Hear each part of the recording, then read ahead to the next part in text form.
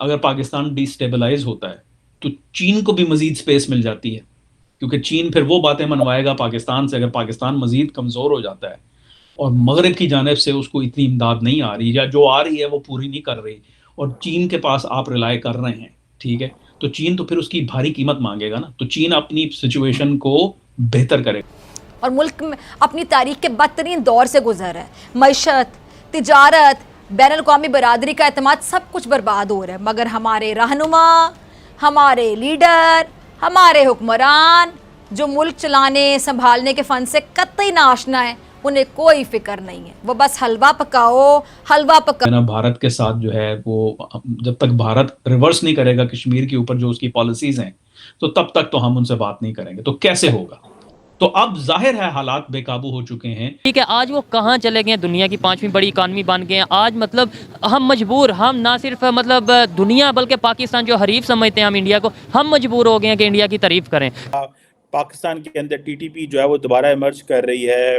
हम देख रहे हैं कि रिसर्जेंस हो रही है और बड़े क्रेडिबल सीरियस थ्रेट्स हैं पाकिस्तान की सिक्योरिटी को। अभी तो जैसे हमने छुपा के चीज़ें रखी हुई हैं। डिजिटल वर्ल्ड है, मतलब इंडिया की अगर बात करें तो वो बहुत तेज़ी से आईटी में, वो बहुत तेज़ी से आर्टिफिशियल इंटेलिजेंस में ग्रो कर रहे हैं। ना सिर्फ ग्रो कर रहे हैं, जितनी भी इस मामले में जो मतलब फील्ड्स हैं उनमें लीडिंग रोल प्ले कर रहे हैं। है कि मोदी सरकार और जो भारतीय जनता पार्टी का जो मतलब जो तहरीक है, जो डायनामिक है, वो किस सिमत जा रहा है। आज से 5-10 साल के बाद क्या होगा? लावा पट चुका है, वो वोल्केनो जो है वो पट चुका है, और वो अब एक जिसे कहते हैं लोग नहीं रुक रहे हैं। आज भी मैं एक वीडियो देख रहा था, पुलिस वाले उनको डरा रहे हैं, डंडा उठाया हुआ है, वो जिसे कहते इलेक्ट्रिक का वो जो शॉर्ट से देते हैं वो उठाया हुआ है, लेकिन लोग नहीं रुक रहे हैं। वो उठा उठा के चीजें उनको मार रहे हैं, उठा उठा के चीजें उनको मार। आप सोचिए कि अगर पाकिस्तान जो है मजीद डिस्टेबलाइज होता है तो भारत कैसे रिएक्ट करेगा?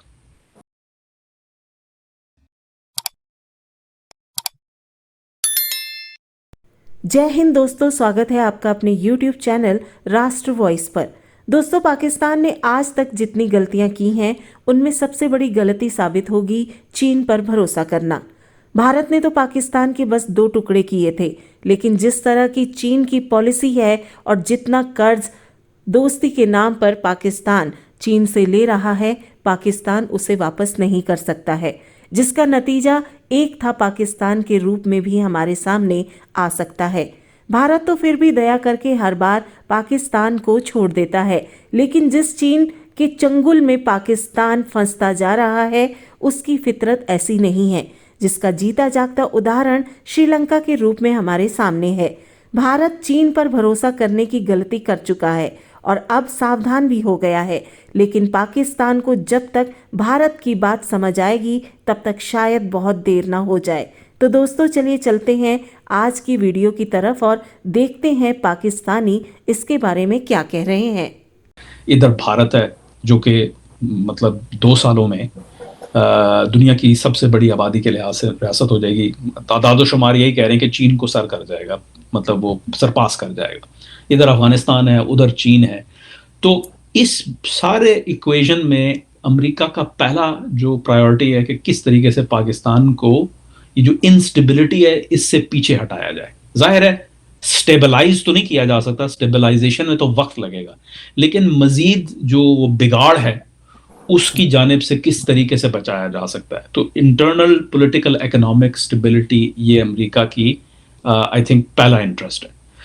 दूसरा, क्योंकि जब अगर ये नहीं होगा तो फिर अफगानिस्तान का कुछ नहीं हो सकता, और टीटीपी को तो मौका मिल जाएगा, और दीगर और ग्रुप्स हैं। मतलब जब वैक्यूम होती है तो वैक्यूम को कौन फिल करता है? नॉन स्टेट एक्टर्स फिल करते हैं। तो ये बड़ा ज़रूरी है कि पाकिस्तान, अमेरिका के पॉइंट ऑफ व्यू से, कि पाकिस्तान की रियासत किसी तरीके से मुस्तहकम हो, जैसे भी हो। तब मुस्तहकम तो बहुत बड़ा लफ्ज़ है, तो उसको रिलेटिव टर्म्स में अगर देखा जाए तो कम अज़ कम जो बिगाड़ का सिलसिला चल रहा है वो हेमरेजिंग हम रोक दें, किसी तरीके से रुक जाए। ये अमेरिका का के लिए प्रायोरिटी नंबर 1 है। ज़ाहिर है प्रायोरिटी नंबर 2 है, और जो 1 से जुड़ी हुई है, कि अगर ये मुस्तहकम होगा तो पाकिस्तान जो अफगानिस्तान से तूफान बदतमीजी इस तरफ फैल रहा है उसको रोका जा सकता है, उसके लिए खिलाफ एक बंद बांधा जा सकता है। इसी तरीके से अगर पाकिस्तान के अंदर इस्तेहकाम होगा तो भारत के साथ जो पाक भारत ताल्लुकात हैं उनको बेहतर तरीके से डील किया जा सकेगा। उनके अंदर भी जो सिचुएशन है वो ऐसी होगी कि कम से कम कोई तरीकाकार होगा। अगर पाकिस्तान, आप सोचिए कि अगर पाकिस्तान जो है मजीद डिस्टेबलाइज होता है तो भारत कैसे रिएक्ट करेगा, तो भारत के लिए भी एक अनसर्टनिटी क्रिएट हो जाती है ना। तो ये I think at the end of the day जो ले दे के बात वहीं आती है। और फिर ये भी है कि चीन जो है वो अगर पाकिस्तान डिस्टेबलाइज होता है तो चीन को भी मजीद स्पेस मिल जाती है, क्योंकि चीन फिर वो बातें मनवाएगा पाकिस्तान से। अगर पाकिस्तान मजीद कमज़ोर हो जाता है और मगरब की जानिब से उसको इतनी इमदाद नहीं आ रही, या जो आ रही है वो पूरी नहीं कर रही, और चीन के पास आप रिलाय कर रहे हैं, ठीक है, तो चीन तो फिर उसकी भारी कीमत मांगेगा ना। तो चीन अपनी सिचुएशन को बेहतर करेगा, ये भी अमेरिका के लिए काबिल कबूल नहीं है। ईरान के अंदर जो हालात हो रहे हैं वो किस तरीके से जो है साउथ एशिया को अफेक्ट करते हैं वो भी देखना है। तो in all cases common denominator ये है कि स्टेबल पाकिस्तान, और पाकिस्तान मूविंग टुवर्ड स्टेबिलिटी, वो अमेरिका के इंटरेस्ट में, ये उसकी प्रायोरिटी है। And I think that's where जो है अमेरिका की इंटरेस्ट है। सवाल ये उठता है कि इस इंटरेस्ट को हासिल करने के लिए अमेरिका किस हद तक जा सकता है, क्या कर सकता है। जैसे मैंने पहले अर्ज किया, पाकिस्तान को स्टेबलाइज करने के लिए बहुत वसाइल की जरूरत है, जो वसाइल इस वक्त अमेरिका के पास नहीं है, या कम से कम अमेरिका। अब की बार पहली बार गौरी प्रोटेस्ट अक्रॉस चाइना है, पहली बात। ये कोई स्टूडेंट्स का प्रोटेस्ट नहीं, ये protest from all walks of life, जितने भी लोग हैं उनका प्रोटेस्ट है। तीसरी बात, इस प्रोटेस्ट का कोई लीडर नहीं है, इसे लीडरलेस प्रोटेस्ट, मतलब ऑर्गेनिक प्रोटेस्ट है जी। चौथी बात जो इसमें है, अब की बार ये नहीं कह रहे कि एक कोटा बी कोटा, कम्युनिस्ट पार्टी जाए शी जिनपिंग जाए, दोनों पे निशाना है। पहले था कुछ लीडरों को हटा, कम्युनिस्ट पार्टी पे कोई निशाना नहीं था। पांचवी बात, अगर आप देखें तो पुलिस भी कुछ ज्यादा कर नहीं रही है। छठी बात, आप देखें पुलिस ने वो पीपी लगा रखे और सामने वाले ऐसे घूम रहे हैं। तो अगर वहां इतना कोविड है और आप पीपी कोविड के पेशेंट के इतना करीब जाओगे और मतलब धक्का मुक्की करोगे, तो पीपी तो किसी काम का है नहीं जी। तो मतलब कहीं ना कहीं ये भी दर्शाता कि कोविड के नाम की जो इन्होंने फर्जी बाड़ा खोल रखा है, ये भी फर्जी है। अब जो आग की घटना हुई फखर भाई, उसके घर के बाहर ताला सील था उनका घर, उन्हें जिंदा जलने दिया गया।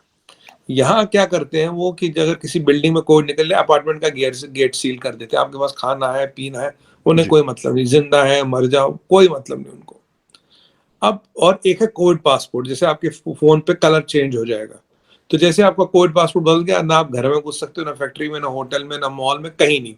आपको एक टेंट खरीदना है, टेंट आपके पास होगा तो उसमें जाके आपको रहना है। खाना है, पानी है, सुविधा है, WC है, वो उन्हें कोई मतलब नहीं जी। तो अगर आप देखेंगे गोंगजू में हजारों टेंट लगे ऐसे, लोग घर ही नहीं जा पा रहे।